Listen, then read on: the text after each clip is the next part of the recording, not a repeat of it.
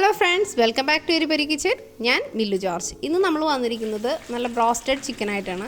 KFC style broasted ചിക്കനും അതേപോലെ നല്ല ക്രിസ്പി ആയിട്ടുള്ള ഫ്രഞ്ച് ഫ്രൈസും എങ്ങനെ തയ്യാറാക്കാമെന്നാണ് ഇന്നത്തെ നമ്മുടെ വീഡിയോ.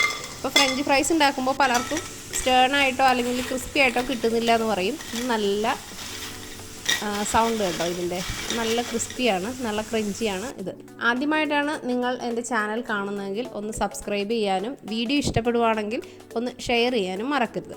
അപ്പോൾ നമ്മളിവിടെ ഒരു ചിക്കനാണ് എടുത്തു വച്ചിരിക്കുന്നത്. അത് തൊലിയോട് കൂടിയാണ് നമുക്ക് വേണ്ടത്, എങ്കിലാണ് നമുക്കിതിൻ്റെ പുറത്ത് ഒരു ക്രസ്റ്റായിട്ടത് ഫോം ചെയ്യുള്ളൂ. അതിനു വേണ്ടിയാണ് നമ്മൾ തൊലിയോടുകൂടി എടുക്കുന്നത്. അപ്പോൾ ആദ്യം നമുക്ക് ചിക്കൻ മാരിനേറ്റ് ചെയ്യാം. കുറച്ച് ഉപ്പ്, ഒരു 1/2 ടീസ്പൂൺ ഉപ്പും ഒരു 1/2 ടീസ്പൂൺ കുരുമുളകും ചേർത്ത് കൊടുക്കാം. ഇനി നമ്മൾ ഓണിയൻ പൗഡറാണ് യൂസ് ചെയ്യുന്നത്. മസ്റ്റായിട്ട് ഈ ഒരു ഓണിയൻ പൗഡർ നമുക്ക് വേണം കേട്ടോ. അപ്പോൾ അതൊരു 1/4 ടീസ്പൂണോളം ഇട്ട് കൊടുത്തിട്ടുണ്ട്. ഇനി ഗാർലിക് പൗഡറാണ്, അതും ഏകദേശം 1 ടീസ്പൂണോളം ചേർത്ത് കൊടുക്കാം. ഇനി നമ്മൾ ചേർത്തിരിക്കുന്ന സ്പൈസി ആയിട്ടുള്ള മുളക് പൊടിയാണ്. ഇതിന് പകരം പാപ്രിക്ക ചേർക്കാം. ഇല്ല, ഇത് വേണമെന്നുണ്ടെങ്കിൽ നമുക്ക് സ്കിപ്പ് ചെയ്യുകയും ചെയ്യാം. ഒരു ടീസ്പൂൺ നാരങ്ങാനീര് കൂടെ ഞാൻ ചേർത്ത് കൊടുത്തിട്ടുണ്ട്, അത് എടുക്കാൻ വിട്ടുപോയതാണ്.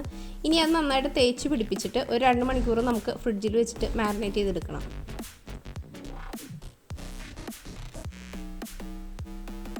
ഇനി നമുക്ക് അതിൻ്റെ അകത്ത് ആ ഒരു ക്രസ്റ്റ് ഫോം ചെയ്യാനുള്ള കോട്ടിങ്ങിനുള്ള പൗഡറാണ് തയ്യാറാക്കുന്നത്. അതിനുവേണ്ടി 250 മില്ലിയുടെ 1 കപ്പ് മൈദ എടുത്തിട്ടുണ്ട്. 1 ടീസ്പൂൺ ഉപ്പ്, കുരുമുളക് പൊടി 1/4 ടീസ്പൂൺ വീതം ഒണിയൻ പൗഡറും ഗാർലിക് പൗഡറും ചേർത്ത് കൊടുക്കാം. ഇനി അതിലേക്ക് ബേക്കിംഗ് സോഡയാണ് ഒരു 1/2 ടീസ്പൂണൊക്കെ ചേർത്താൽ മതി ഈ ഒരു കപ്പളവിന് കേട്ടോ, 250 മില്ലിയുടെ കപ്പിന്. ഇനി അതൊന്ന് മിക്സ് ചെയ്ത് കൊടുക്കാം. ഞാൻ ഒരല്പം കുരുമുളക് കൂടി ചേർക്കുന്നുണ്ട് കേട്ടോ. ഇനി നമ്മൾ മിക്സ്ഡ് ഹെർബ്സ് ആണ് ചേർക്കുന്നത്. തൈമ്, ഒറിഗാനോ, അതല്ല റോസ്മേരി, അതാണ് മിക്സ്ഡ് ഹെർബ്സ്. അത് ചേർത്തിട്ട് നമുക്ക് അതെല്ലാം കൂടെ ഒരു 1/2 ടീസ്പൂണൊക്കെ എടുത്തിട്ടുള്ളൂ. അത് മിക്സ് ചെയ്ത് മാറ്റി വെക്കാം. ഇനി ഒരു 250 മില്ലി പാലും 1 മുട്ടയും കുറച്ച് പെപ്പർ പൗഡറും നമ്മുടെ മിക്സ്ഡ് ഹെർബ് അത് ഒരു 1/2 ടീസ്പൂൺ എടുത്തിട്ടുണ്ട്.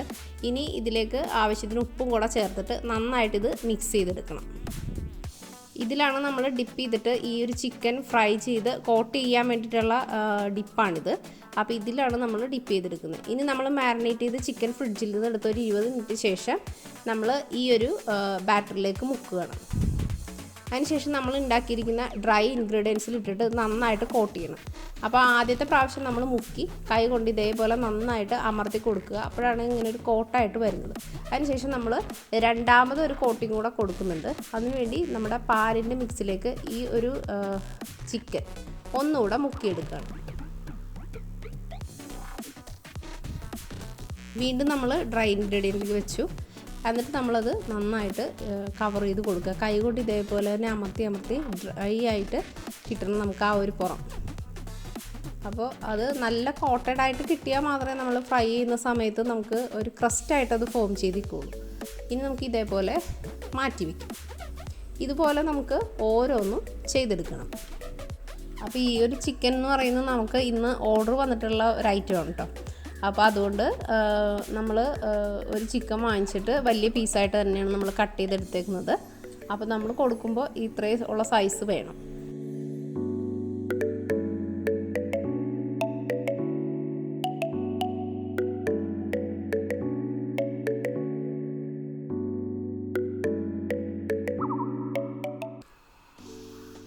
എല്ലാം നമ്മൾ ഇതേപോലെ കവർ ചെയ്ത് വെച്ചിട്ടുണ്ട്. ഇനി നമുക്ക് സൺഫ്ലവർ ഓയിലാണ് നമ്മളിത് ഫ്രൈ ചെയ്യുന്നത്.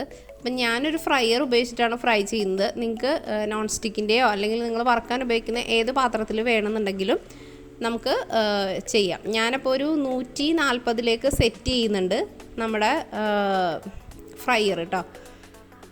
അപ്പോൾ അതിലേക്ക് എണ്ണ ഒഴിച്ചിട്ട് തിളച്ച് വരണം. അപ്പോൾ പാനിലാണ് ചെയ്യുന്നതെങ്കിൽ നന്നായിട്ട് തിളച്ച ശേഷം ഈ ഒരു ചിക്കൻ ഇട്ട് കൊടുത്തിട്ട് തീ കുറച്ചിട്ടിട്ട് കുക്ക് ചെയ്യണം. ഇല്ലെന്നുണ്ടെങ്കിൽ പുറത്തുള്ളത് കരിഞ്ഞു പോവും, ഉള്ളിലെ ആ ഒരു ഫ്ലഷ് വേഗമില്ല. അപ്പോൾ അതുകൊണ്ട് ആ ഒരു കാര്യം പ്രത്യേകം ശ്രദ്ധിക്കുക. നമ്മളിപ്പോൾ ചിക്കൻ്റെ 3 പീസാണ് ഈ ഒരു ബാസ്ക്കറ്റിൽ കിടക്കുന്നത്.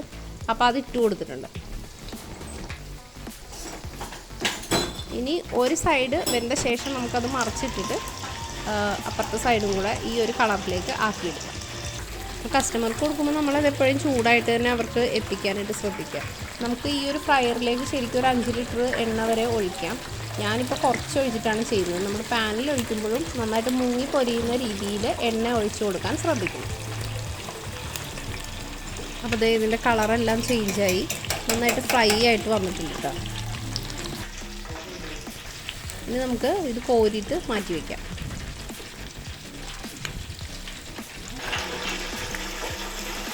അപ്പോൾ ദേ നമ്മളിതെല്ലാം ഫ്രൈ ചെയ്തിട്ടുണ്ട്. ടൊമാറ്റോ സോസാണ് നമ്മൾ ഇതിൻ്റെ കൂടെ എടുത്തേക്കുന്നത്. പിന്നെ ഫ്രഞ്ച് ഫ്രൈസും കൂടെ നമ്മൾ ഇതിന് കൊടുക്കുന്നുണ്ട്, ഇതിൻ്റെ കൂടെ കൊടുക്കുന്നുണ്ട്. ക്രിസ്പി ആൻഡ് ടേസ്റ്റി ആയിട്ടുള്ള നല്ല ഫ്രഞ്ച് ഫ്രൈസിൻ്റെ വീഡിയോ അടുത്ത് തന്നെ ഞാൻ അപ്ലോഡ് ചെയ്യുന്നതാണ്. ഇന്നത്തെ വീഡിയോ ഇഷ്ടമായെങ്കിൽ എല്ലാവരും ഒന്ന് കമൻറ്റ് ചെയ്യണം. Thanks for watching. Bye bye.